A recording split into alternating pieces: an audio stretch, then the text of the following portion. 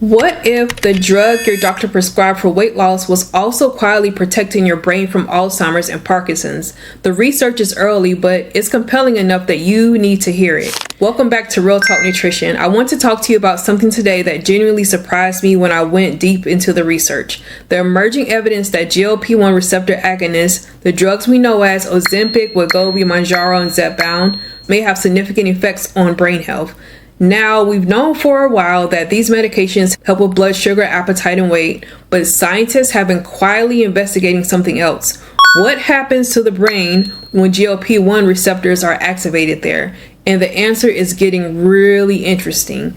Here's the science in plain language. GLP-1 receptors, the same receptors these drugs target, exist in the brain, including in areas involved in memory, cognition, and motor control.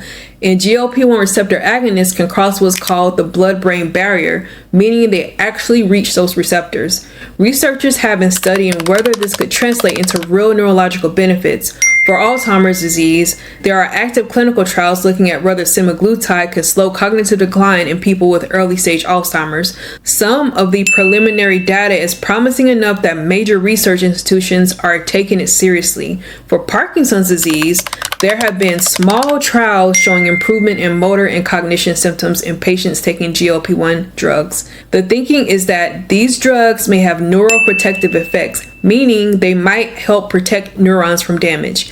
And for sleep disorders, particularly obstructive sleep apnea, the data is already stronger. Weight loss from GLP-1 medications has shown to significantly reduce sleep apnea severity, and that matters for brain health because chronic sleep apnea is a known risk factor for cognitive decline. Now, I want to be honest with you about what this means right now. Most of this research is in early or mid-stage trials. We do not yet have enough evidence to say that GLP-1 medications prevent or treat Alzheimer's or Parkinson's. What we do have is enough promising signals that the scientific community is investing serious resources into finding out. For women in their 40s and 50s, which is a huge part of this community, this matters enormously. Women are disproportionately affected by Alzheimer's. 2/3 of people with Alzheimer's are women, and the connection to hormonal changes during menopause is something researchers are actively exploring. So the idea that a medication some of you are already taking may be doing more than you think is worth knowing.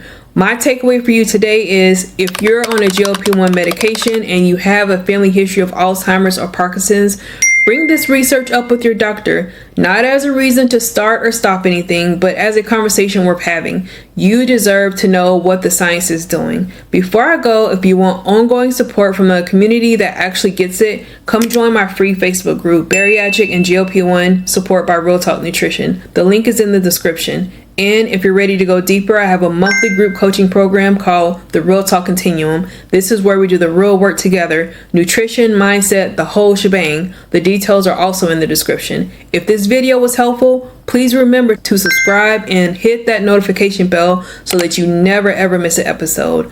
I post new content regularly and I don't want you to miss it. Till next time, goodbye.